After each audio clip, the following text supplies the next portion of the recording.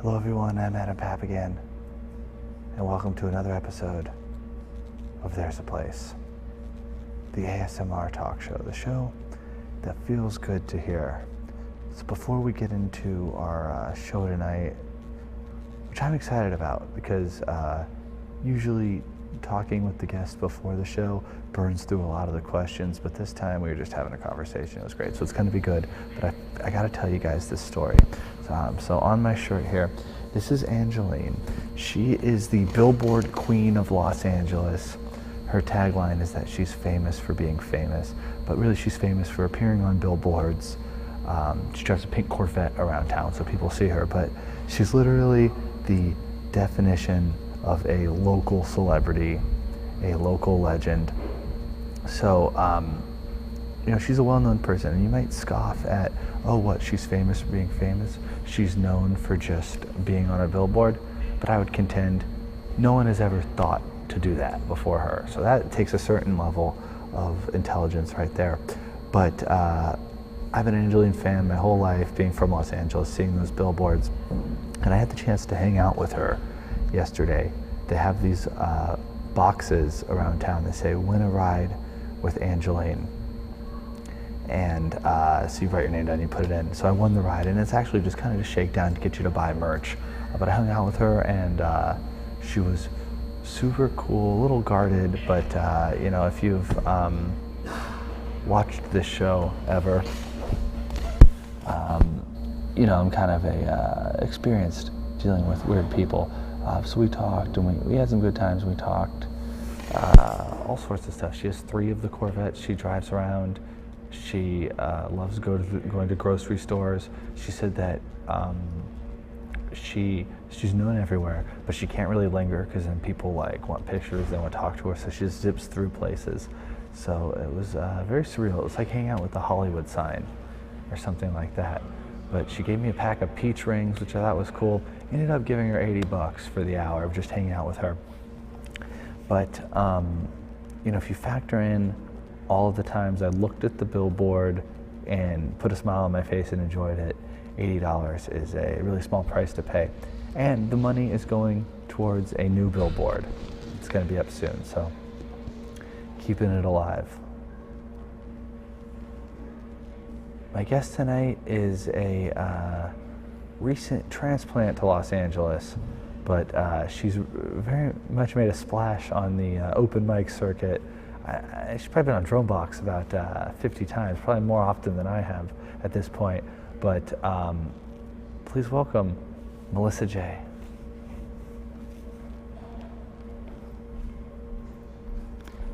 Hey, what's up, Melissa? Great to be here. Great to be here. Cool.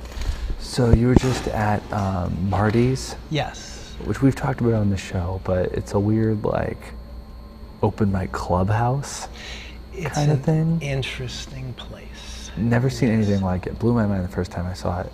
But you were hosting there. Yes. And, let's explain what it is first. That might take a minute. Yeah. It's like in a strip mall, kind of. Yes. It's on Sunset Boulevard and Martel. So my pack. And recently, there's been a huge. Okay. It's known as one of the toughest rooms in the country. And recently there's been this large homeless encampment right across the street. Yeah. So now it's also one of the toughest neighborhoods in the country. It's a workout room that is very challenging as a performer.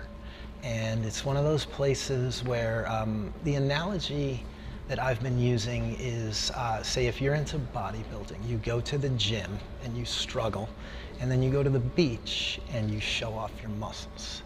So Marty's is the place where you go to struggle, but then when you go to the other open mics, it's as though you've been tested on levels that other comics haven't. And that's what makes it Marty's, basically. That is a very optimistic analogy for it. I would describe it more as like a comedy crack house where there's just people just hanging out, weirdos, not like weirdos, because people people from the open mic scene, but only comedians know about it for the most part. Only comedians go there, and you can it's BYOB, and there's 2 stages, 3 stages. Two. But the one in the back is just like a room with a couch that nobody is in. Yes. That's bleak over there. The regular stage is fine, but people just come in and out. But you host there for 6 hours a night on Wednesdays? 6 or 7 hours. I'm there every Wednesday. And yes, I've run that last week. I ran that stage for 7 hours and 40 minutes. And I didn't even take a dinner break. I brought food from home and I nibbled on it while people were on stage. Yes. So, there's never too many people there. What makes you, no offense, what makes you want to do that for a full days of work? Just, you could get the experience in at a different open mic hosting, your own night. Yes. Why? Yes. It seems like the length of it for you is kind of what's the endurance. I won't argue with that. Sometimes I wonder what I'm thinking being there. At the same time, it's a bit of a rough and tumble vibe, but those are folks. We are like a family there, and as aggressive as people can be sometimes, they are that much nicer. It's a very intense kind of a vibe. People are very upfront. They're very blunt at a time, but those are also the same people who will give you the shirts off their backs. The reason it's an odd decision, and I'm definitely an odd fit for that club. A bit of a misfit among the misfits, as I kind of like to put it. Basically, where all that comes from, I'm a big fan of the writer Robert Greene, and that was the strategy is that when you're attempting to master a craft, you want to put yourself under the most adverse circumstances that you can find. So the masochistic nature of what I'm doing is in the terms of, I feel comedy itself is a form of social masochism. Oh, sure. And it's a lot of that, the inspiration comes from actually Genghis Khan, who was one of the greatest warriors of all time, said that if you want presence of mind in conflict situations, you need to constantly be tested on levels that other people aren't. And so I've had experiences where, being trans and just being different, I've had, some bigger name comics just rip me to shreds while they're on stage. And I got real upset, wanted to run out of there and, I hate that person and they were so mean to me. I was at another open mic in the Valley and somebody else was trying to, say disparaging things about me during their set. And I remember just scoffing I've been to Marty's. I've listened to so-and-so do 20 minutes. You're a pipsqueak. And so that was when I really saw the logic of those actions in terms that I was in a conflict situation and I had been tested on levels that I never even thought possible. And during that time I had complete presence of mind. I didn't react to that person. And that's the thing. It's like when you go to a gym, you want to break yourself down. The way you strengthen a muscle is you exercise and it tears the muscle apart. As the muscle rebuilds, it gets stronger. I've always felt that collectively, all of the muscles in your body that's your soul. And it's the same thing with your character, that when you have just torn it down and rebuilt it so many times, that's when you can get to those Schwarzenegger type levels of strength. And so that's the logic with me, just focusing in on that place and spending so much time there. And the fact that, we are like a family. Yeah, it's not a bad place. It's a cool place. It can, Whatever. It's, it can be kind of a bad place, but it's just that much better. It's not negative, I guess, is what I mean. Yeah, totally. It's all just kind of for fun. Totally. Even if they're making fun of you, it's well, you're kind of asking for it by being a comedian, by putting yourself on stage. Exactly. You have to because I'm sure you've on stage made fun of things or other people, like celebrities, you wouldn't think twice about it. You'd be like, oh, that Tom Cruise, he's such a nut, or whatever. Right? We just laugh and think about it. But like, I don't know, maybe that would hurt his feelings, Yes. But he's got to take it. He's a big celebrity. And so, yeah, no, I totally hear you on that. So you described yourself as trans a second ago, but I've also heard you describe yourself as a cross-dresser. Yes. Which is a term I haven't heard in like 15 years, 20 years. It's like not antiquated, but like when I heard you say cross-dresser, I was thinking like J. Edgar Hoover, like this kind of like 50s, 60s Cold War, like, oh, he's a cross-dresser, and as just like a code for just a blanket, which now we call LGBTQ or whatever, but just like, oh yeah, he's a cross, like whatever, and it's just like a thing you do, like you put on pantyhose to get, kicks or what, you know what I mean? So I love that you're using that term because it makes it, there's a lot of confusion about trans stuff and people don't know what to say, but I feel like cross-dresser, people are like, oh, got it, okay, I know what that means. Part of the reason, it's out of respect for people. I'm not on any hormones or getting any surgeries or anything.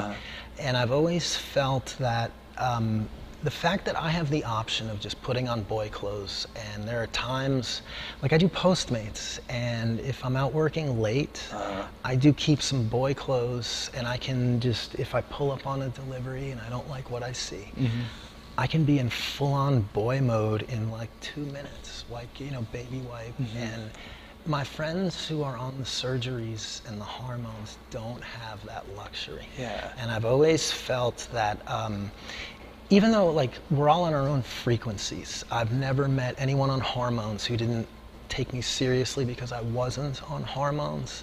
But I always just wanted to show respect for the fact that I'm not paying the dues that those people are. Yeah.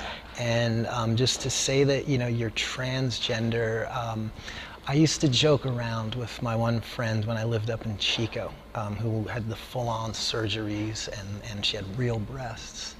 And I always used to joke about how, like if it were a concert, I was like the fan who knew the hit song and sat in the front row and bought the poster. And she was the fan who was going to all the cities. I used to follow the Grateful Dead. Okay. And there were people who would go to every Dead show, and people just show up and be like, And it's out of respect for the things that I'm not doing and the dues that I'm not paying that those folks are. Would you do that eventually, do you think? It's just never called to me. If it did, I certainly would.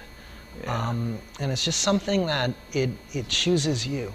And it just shows me on this frequency. I, in the beginning, was speculating, like, is that what I want out of this? And it's just never, I've just never felt moved in that direction. And there are many branches on the tree. It's almost like within music, how there's polka, and then there's heavy metal. And just to say to a polka musician, oh, you play heavy metal, right? And we all seem to get labeled as being in drag, seems to be the universal term. Well, no, drag is different. That's a gay guy doing a character. It is, right? Yeah, for sure. Do they have to be gay? Yeah, probably. They don't have to be. Well, like Flip Wilson, he might have been gay, but like, is that drag? Did Flip Wilson do? Yeah, Geraldine.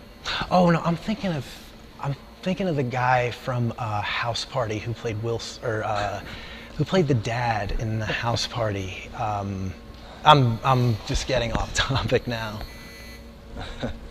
Was Flip Wilson Bebe's Kids? Flip Wilson had a show and he did Geraldine. She said, "The devil made me do." I don't know. We're getting into. I'm sure nobody watching. Some people watching this are like, "Oh yeah, I love that TV show." No. So drag is. It's like a character, and it's a female impersonation, like you would be an Elvis impersonator or something. But you're in the trans area. The term transgender is the umbrella term, and this is from someone at the Stonewall Alliance. The way they explained it to me. So this is like the official. If you are altering any part of your appearance at any point in time, then you are transgender. Got it. But if you're transgender, you could also be a cross-dresser. Yes, and I believe... Ooh, but then would a drag person be transgender? Yes. It's like, that's like the term music. But that's a performance, though. I don't know. I mean, it's not my call. You can do it however you want. Well, see, that's why I go with cross-dresser, because it's an umbrella term. Yeah. Much like music will just cover people with instruments, you know, playing the conventional styles. And there are all the different subgenres within that. And the way it was explained to me that we're all transgenders under this big umbrella. And then, the drag queens are the drag queens. Got it. And the way they seem to be, I love drag, I love my drag queen friends. Sometimes when you just make light of the differences between folks, it doesn't, mean to sound like condescending or, that, oh, I don't like this, but the impression I got was that it was largely gay men who had rejected, the idea of women, and they were just sort of teasing what they felt women were and almost just reinforcing the gay lifestyle, that this is what we are not into at all. And again, I don't know if this is a proper assessment. It's just been my opinion. I have so many drag queen friends. I love that community. We're all part of the same team. But I just remember one of the drag events I went to, there was someone on stage and there were these gay men just flocking around, putting the dollar bills, and it just seemed a way that, the strip club experience, just not my thing, but people get into it, and it seemed like just a way for them to have that, to, Just a surrogate for, yeah, but to still, be men, still do the stuff other men do. Yeah, to stay who you are, but still enjoy the fun of just sticking a dollar bill in someone's cleavage. It's as American as apple pie. And that was, and that's, during that moment is just when I realized that I wasn't a drag queen. And I think the first people to agree with me would be the drag queens. Yeah. Because where I'm coming from, I'm just so in love with women, and I'm just celebrating femininity. And one of the things that I've taken a lot of pride in, and one of my main objectives is just to empower women to have the confidence to just dress how they want in public, and not to be, discouraged or just from feeling their bodies.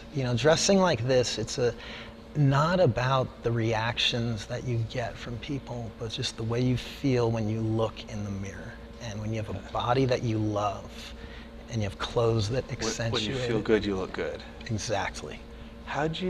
Where's your style influence come from? A lot of different places. In fact, when we had the conversation before the show, and you were talking about is Angel. Yeah. I'm new. Please forgive me. I'm new to LA. Yeah.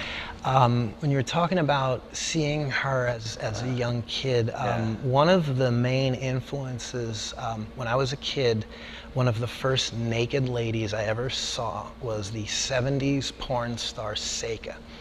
And she had the blonde hair, and she always had the sash around the neck and the sleek shoulders. And there was something, I always wear a bow tie. This has been like my signature with every outfit.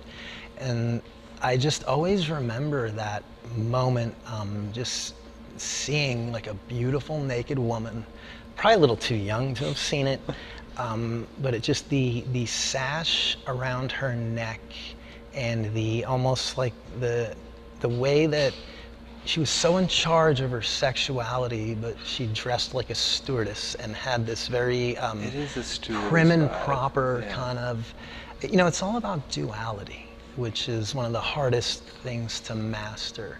And I've always just been intrigued, with her, the way that she had a prim and proper approach, I guess just slutting it up, for lack of a better term. That was one of them. And then I was also married to a clothing designer for quite some time. And there were just certain things, the stilettos, the boots that I started out with. Some of the things, I have to admit, I did get influenced by her. And then some of it is just my own particular take on fashion, I guess. Yeah. Did you have, did you try like other looks before? Like, did you have like I'm gonna wear ball gowns, or like, you know, like. Well, it started with lingerie. It started. It seems to be where it's. Cause you wear it under your clothes, or because that's the sexiest clothing. I didn't even own clothes, so I started cross-dressing in 2005. I didn't buy my first dress until 2014. Where'd you get the dress? That's really recent. Yeah, definitely. Because you got to get it in your size. Mm-hmm. That's what women always complain about. Oh, my size is. Fortunately, for cross-dressers and, you know, drag queens and everybody, there are websites where the clothes are made for men dressing like women.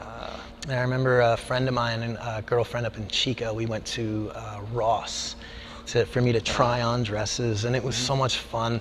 She was getting them off the rack and then handing them off to me. You know, go in the dressing room, and the lady was looking at me weird, but all that stuff, I looked like a football player, bursting out with like shoulder pads. And so things like this, they're cut wide, and they will just accentuate the broad shoulders of a man and just make it all jive. And unfortunately, there aren't a whole lot of options. Part of it is by default what I could get. And just part of it too is I did grow up in a very formalized, I grew up in New Jersey, and there's, it's more old world over there, focus on manners, and you have these big families, everybody knows everybody, you're very accountable back there. And out in California, it's a lot of transplants. And so I grew up in a very formal, a lot of dinner parties. And so, you know, part of that, it's just, that's the beauty of fashion, is you're just telling your story. And I do have a bit of a complicated story. It gives me a complicated look. How'd you pick the name Melissa? I named myself after a cat. Yes. The way that story goes, it actually comes from the first love of my life. 1994. I was a Chico State student. I went back to New Jersey and met this girl named Melissa while I was home for a week. And I was going to return that summer, and we were going to date, and we were calling each other constantly. When I got home, I was just so much of a hippie, pot-smoking screw-up, and she was a legal intern. She's now, I believe she's a lawyer. And I was just so much of a screw-up that she ended up leaving me, and it was embarrassing in front of the whole town. And, you know, and it broke my heart. So a year later, I was just out in Chico, and this little kitten comes rambling in. She was hanging out for a day or two, and then I went out and had several drinks that night. And when I came home, the kitten was still there, and she was hungry, and she just gave me this look like, why don't you feed me? Why don't you feed me? And I heard her voice, the way she would scold me, like, oh my God, like, you need to do this, and why, blah, blah, blah, blah. And it was as though it was the voice of that old lover just reminding me of past mistakes. And so in my inebriated state, I just responded. I was like, all right, Melissa, I'll get you whatever you want. And that became her name. And what she stood for was, I wanted to be responsible. I wanted to grow up. And people were even warning me I should not have a pet. And I just swore that I wouldn't be that person. And I named the cat Melissa to remind me of that mistake I had made. And then I proceeded to overcompensate and take such good care of that cat. She ate sushi. When I would go out for sushi, I would get to-go orders for that cat, just to prove how good I could take care of somebody. And the name, it just always stuck with me. It reminded me of, you know, the mistake I had made. And then it morphed into, that's how my writing career got started, was, this is back when Biggie Smalls was alive, the gangster rapper. Yes. And I would make up stories when she would trot out the door that she would go out to Brooklyn and sit on Biggie's shoulder. She was this real bad, like, alley cat. And the day that Biggie died, the day that Biggie got shot, she had gotten into the trash and had eaten some, like, plaster of Paris, and so her stomach was all... And so people were coming by the house, and they're like, oh, how's Melissa? And I was like, oh, you know, she's a little upset. Biggie got shot today, her pal. And then she was just laying there like, ugh. And the stories went on, and she always knew to play along. And just from there, you know, you gotta be named something. And so, like, what better name than the other? I don't mean to ramble. I'm going on. That when it solidified was one of the first performances I did in 2014. I was in a redneck town in a bar, and I was dealing with angry glares for the first time. And I remember just her posture, the way she would sit. She was an alley cat. She was bad to the bone. She would just sit with this, like, real bad, like, gangster kind of, you know, and that's how the stories with Biggie. And I remember I just sat there and thought of her and just tried to emulate that posture. And so there's, you know, it's just like with the fashion, it's a complicated story, but one name does kind of sum it all up. So were you doing comedy before? Yes. Okay, so you were. Yes. And how was that going? Well, It was very going well. okay. Yes, and I really... Do you feel like something clicked when you, like, came out on stage, I guess? You know what I mean? For the first time, the first time Melissa did comedy, yes. not Joe. And it just was instantly... it started, I tested the water Halloween 2013. I went out just dressed as this, and I bought a little dog, and I told everybody I was Paris Hilton. And there were some people who were like, this isn't a costume, is it? And so in May, a few months later, I did a sketch as Paris Hilton, and that sort of broke the ice. So you could arguably credit Paris Hilton with you coming to know yourself a lot better. She's actually had quite a spiritual presence in my life. It could be the first time that sentence has ever been uttered. There you go. Yeah, it's just all these, like, weird little, you take these pieces from all these different things in your life, and it, you know, comes together. So do you feel like, so I'm interested in, because, like, a lot of people, you know, are transgender or whatever, not all of them are also trying to do comedy, you know, so like, did you think that, like, once you, like, became Melissa, like, you wouldn't need to do comedy anymore? Like, because, you know, a lot of people get attracted to stand-up, especially on, like, the open mic level, of just like, please listen to me, please, somebody listen to what I'm saying. Comics like, be desperate? No. You know what I mean? So, I don't know, did it all kind of happen at once? Well, it was a gradual process. Then it started just, okay, well, this is how I'm going to perform comedy. And part of that was just because of the you know, the dynamics of being in a rural area. And especially, Chico is in Butte County, which votes overwhelmingly Republican. Chico is kind of the last town before you get to Oregon. Yes. So there's a lot of, like... Have you been there? I have been. A buddy of mine went to college there. You can probably guess where. So I've been there two or three times maybe. Oh, wow. And yeah, it's this, like, it's a redneck vibe for sure, but, like, stoned rednecks. Like, people ruining their lives with weed. Yes, and meth. Yeah, and meth. It's like a nice little mixture there. You ever go tubing on that river? Oh, Latat's really fun. Chico institution. Yeah, yes, really fun. For sure. There are positive sides. The Sierra Nevada Brewery is right in the middle of town. Frisbee golf. Yeah, I did that there. And there's a great, like, artist community around the college. It's still California. Yes, but it's also still America. Yes. So there are, I did have some rough experiences, and even my first few months in Los Angeles, kind of just shaking a few things off that I had got into my head up there. But yeah, it was rough. To ease people in, it was just a comedy thing, just a costume, and then it was just a gradual progression. But now every day you feel comfortable, just like if you're gonna go grocery shopping, whatever, throw on a dress. Yes. Put on. Will you still get totally dressed up when you go out? Mm-hmm. You know, I don't always wear makeup, and I don't always dress in the eccentric outfits that I use to perform. You know, I have yoga pants and my... Yes, like around the house. Do you cross-dress around the house? Yes. I play a game. I have a transgender roommate, and I just try to make sure that she never sees me without the wig. So it's, you know, when I get up, before I make the coffee, Melissa J all day. Except when I'm running Postmates in a bad neighborhood. Yeah, yeah. Or like, if you were gonna like buy a car, would you maybe put on boy clothes to get like see the salesman when? You know, there's got to be some advantages of getting to go back and forth, like some like house hunting, meeting landlords. Uh-huh. I've definitely done that.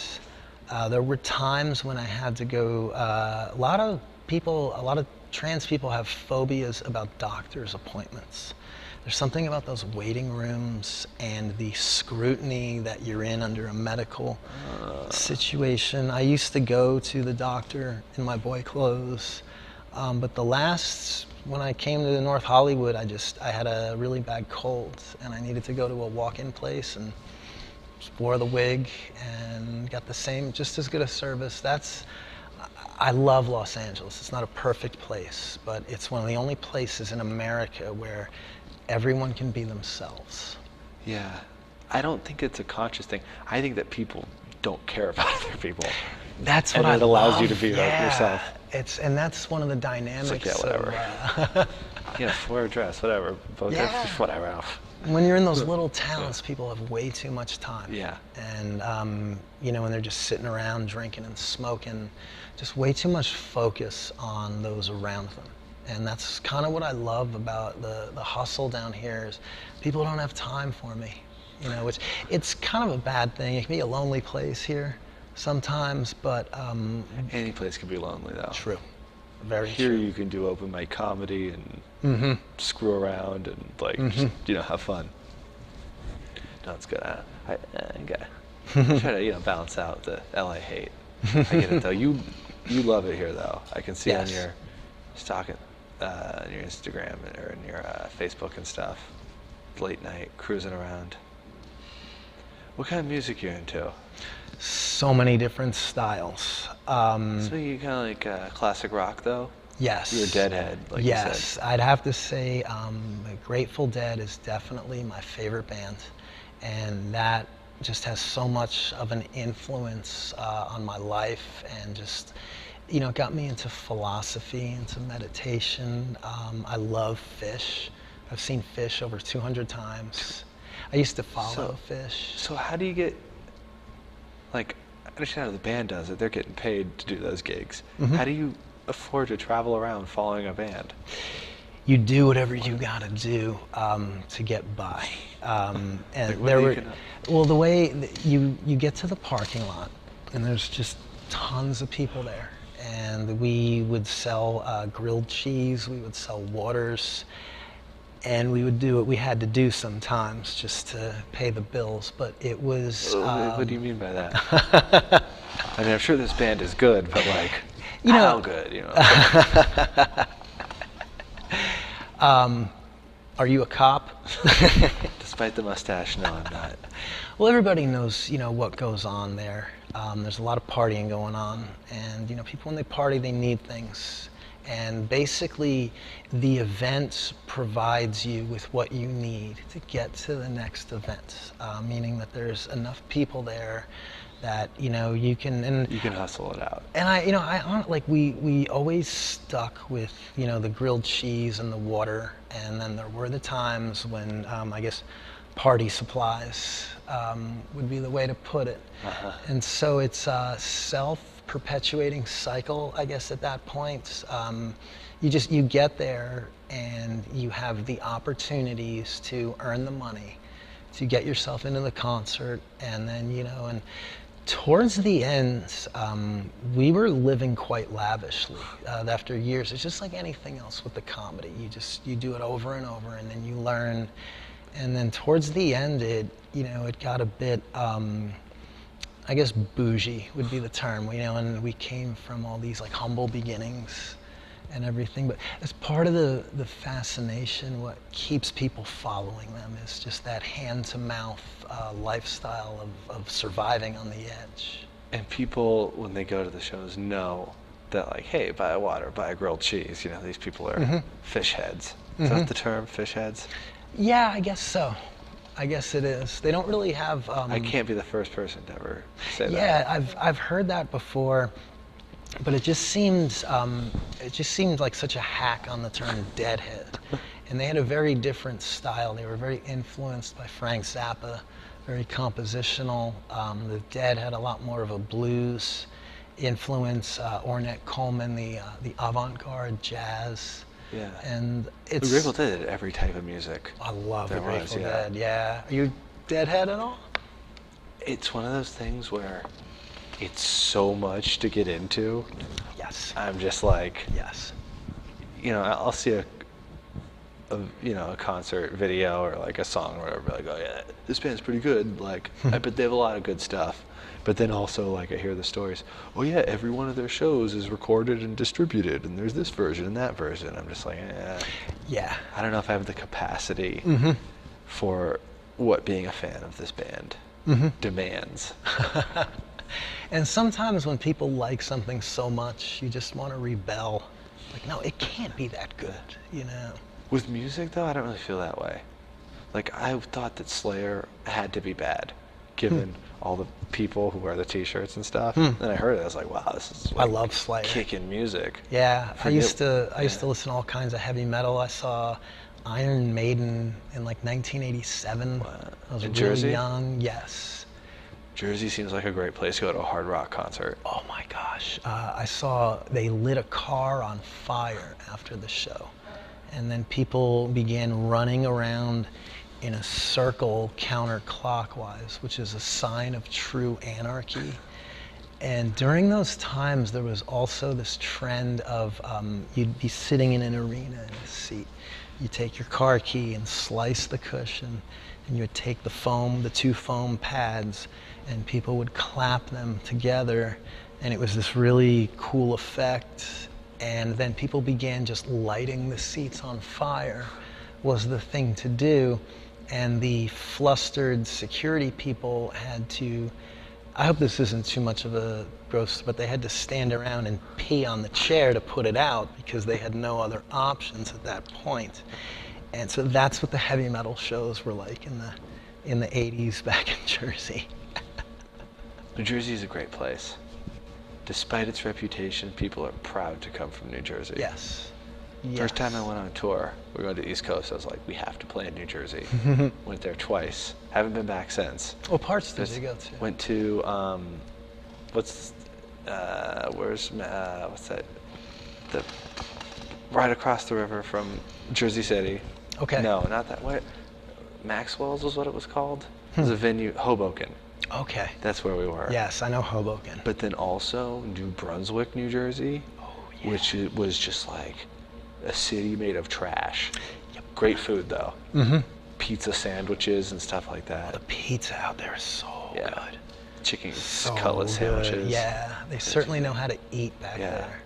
The diners, there's like a whole culture. Yeah, yeah, great. Because I remember once we were speaking, you said you put Melissa J. The J stands for Jersey, part of it. Yes. Jersey, and then you used to go by Jersey Joe back when you were Joe.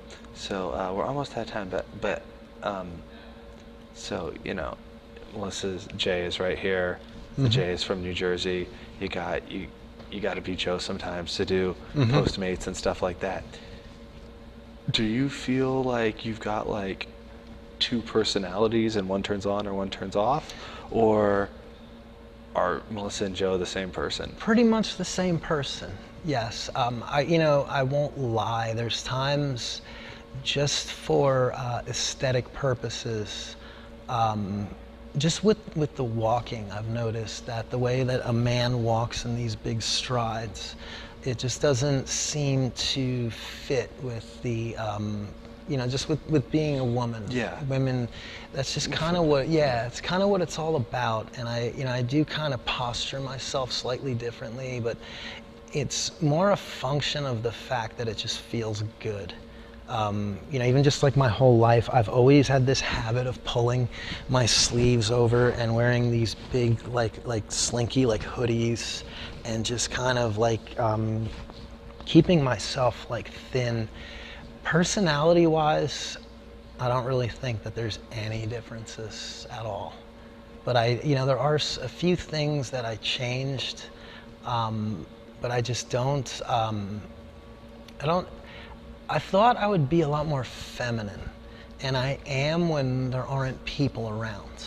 Like within yourself, you have many selves. So there's who you are when your car breaks down and you're late to go to the airport, and people owe you money, and you're just that's part of yourself. Versus if you had just won the lottery and you're on an island in Hawaii with all your best friends, and that's also you as well. The pressures of the comedy scene have brought out more just the masculine side of who I am, but that almost just holds true within each person, that you kind of tend to float between. And so it's just sort of, it kind of is a function. I gotta say, I feel so good just sitting here. Like, this is so relaxing, just talking to. Earlier when I was at Marty's, probably the voice was, it just brings out a bit more of a defensive and confrontational side of me. Well, I'm sorry that the relaxing has to end because this is it? The show. This is it. Thank you so much. Oh my gosh! Please come back again. Oh wow! Thank you, Adam, and Melissa's thank you. Around. Like, you can find her. Everyone, Melissa yes. J. She's like lots of podcasts, drum box shows, things like that. Anyway, thank you all for tuning in. Until next time, this is Adam Papagan reminding you that there's a place you can go, and it's your mind. Good night.